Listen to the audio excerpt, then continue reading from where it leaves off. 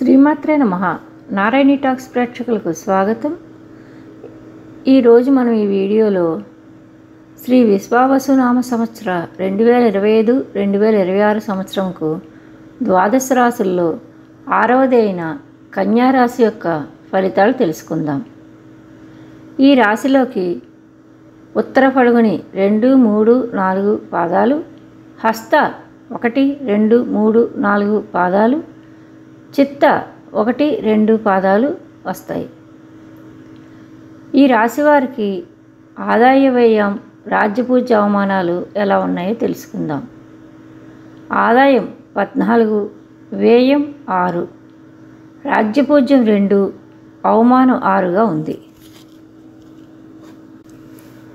ఈ రాశి వారికి గోచారంలో గ్రహ సంచారం ఎలా ఉంది అంటే, గురుగ్రహం ప్రస్తుతం భాగ్యస్థాన సంచారం జరుగుతుండగా తదుపరి మే నుండి రాజ్యస్థాన సంచారం జరుగుతుంది. శనిగ్రహం ప్రస్తుతం షష్టమ స్థాన సంచారం, తదుపరి సప్తమ స్థాన సంచారం జరుగుతుంది. రాహు ప్రస్తుతం సప్తమ స్థాన సంచారం, కేతువు వ్యయమందు ఉండగా తదుపరి రాహు షష్టమ స్థానమందు, కేతువు జన్మమందు విరాజిల్లుతారు ఈ సంవత్సరం అంతా. ఈ రాశి వారికి ఉద్యోగస్తులకు అన్ని విధాల బాగుండును, గౌరవ మర్యాదలు పెరుగును, మీ అధికారులతో ఇప్పటి వరకు ఉన్న ఇబ్బందులు తొలగిపోయే అవకాశం ఉంది. ఉద్యోగంలో ఉన్నతితో కూడిన బదిలీలు ఏర్పడును. ప్రైవేటు రంగంలో ఉద్యోగస్తులు కూడా మంచి అభివృద్ధి చూసే అవకాశం ఉంది. మీరు ఉద్యోగంలో అభివృద్ధి కోసం మారాలనుకుంటే ఇప్పుడు అది మంచి సమయంగా చెప్పవచ్చు. వివాహాది శుభకార్యాలకు కూడా బాగుగా కలిసి వచ్చును. వాహనం ఇప్పటి వరకు ఏదో రకంగా కొనుగోలు చేయలేని వారు ఇప్పుడు కొనుగోలు చేసే అవకాశం ఉంది. వివాహం ఇప్పటి వరకు ఏదో ఒక కారణంతో ఆగుతూ వచ్చిన వారికి ఇప్పుడు అది అన్ని విధాలుగా అడ్డంకులు తొలగి వారి ప్రయత్నాలకు మంచి సత్ఫలితాలు వస్తాయి. శత్రువులు మీకు ఇబ్బంది కలిగించినప్పటికీ వారి నుండి కొంత ఎదురయ్యే సమస్యలను ఎదుర్కొనే శక్తి మీకు ఇప్పుడు వస్తుంది. వాహనాలు, ఇళ్ళు కొనుగోలు కలిసి వస్తుంది. కానీ కొంత వైరాగ్యమైన పరిస్థితి కూడా వచ్చే అవకాశం ఉంది. ఎందుకు ఇదంతా అని కొంత మీకు మీరే ప్రశ్న వేసుకొని దానికి సమాధానం గురించి వెతుకులాట మొదలు పెడతారు. జూలై నుండి సెప్టెంబర్ వరకు ఉన్న కాలం కొంత గొడవలకు అవకాశం ఉంది. అటువంటప్పుడు కొంత జాగ్రత్తగా ఉండడం అవసరం. మీరు గొడవకు ముందుకు వెళ్తే సమయం, ధనం, శారీరక ఇబ్బందులు ఎక్కువై అనారోగ్యంతో ఎక్కువ కాలం వైద్యశాలలోనే గడపవలసి వస్తుంది. ఒకవేళ మీరు ఏదైనా శారీరక దారిద్ర్య పరీక్షలకు వెళ్ళగలిగితే గనక ఈ కాలం మంచిదని చెప్పవచ్చు. మీరు ఆ పోటీల్లో విజేతగా కూడా నిలబడే అవకాశం ఉంది. అంతేగాని బయటి గొడవల్లో మాత్రం విజేతలు అవ్వరు. ఇది చెప్పదగ్గ సూచన.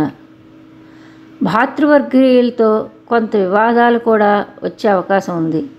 వారి కోసం ధనం, సమయం ఖర్చు చేయండి, మంచిగా కలిసి వస్తుంది. ఇక ఈ రాశి విద్యార్థులకు విద్యలో బాగుగా రాణించరు. ముఖ్యంగా పోటీ పరీక్షల్లో బాగుగా రాణించడానికి మంచి గురువుల యొక్క పర్యవేక్షణ మీకు లభించును.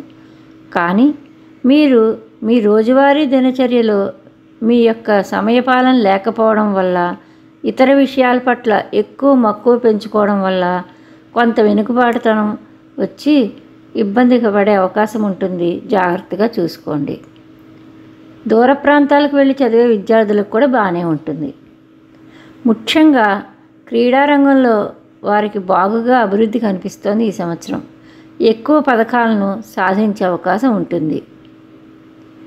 ధన విషయంలో మీకు ఇప్పటివరకు ఉన్న ఇబ్బందులు తొలగిపోయి బాగుగా అందివచ్చును. ధనం అభివృద్ధి కూడా జరుగుతుంది. వ్యాపారస్తులకు రాని బాకీలు మంచిగా వసూలయ్యే అవకాశం ఉంది. వ్యవసాయదారులకు కూడా లాభాల పంట పండే అవకాశం ఉంది. ఇంక ఈ రాశి వారికి ఈ సంవత్సరం చేసుకోదగ్గ పరిహారాలు ఏమిటంటే, ముఖ్యంగా ప్రతిరోజు సూర్యోదయానికి ముందే లేవడం అన్నది వీరు తప్పక అలవాటు చేసుకోవాలి. శివారాధన, శివ పంచాక్షరి జపం చేసుకోవడం, దుర్గా దర్శనం చేసుకోవడం, గణపతి దర్శనం చేసుకోవడం, రాహుకేతువులకు ఎక్కడున్నా సరే ఒకసారి పూజ చేయించుకోండి. మంగళవారం ఒంటిపూట ఉపవాసం చేయడం అనేది చెప్పదగ్గ సూచన. ఈ మొత్తం గోచార ప్రభావం పైన మాత్రమే చెప్పడం జరుగుతోంది. మీ జాతక చక్రంలో గ్రహాలు బలంగా ఉంటే, దశ అంతరాలు బాగా ఉంటే అంత ప్రభావం ఉండకపోవచ్చు. మళ్ళీ తులారాశితో కలుద్దాం. అంతవరకు సెలవు. మీకు ఈ వీడియో నచ్చితే కనుక తప్పకుండా అభినందించండి, నలుగురికి దీన్ని పంపించండి, ఉచితంగా సబ్స్క్రైబ్ చేసుకోండి. శ్రీమాత్రే నమః.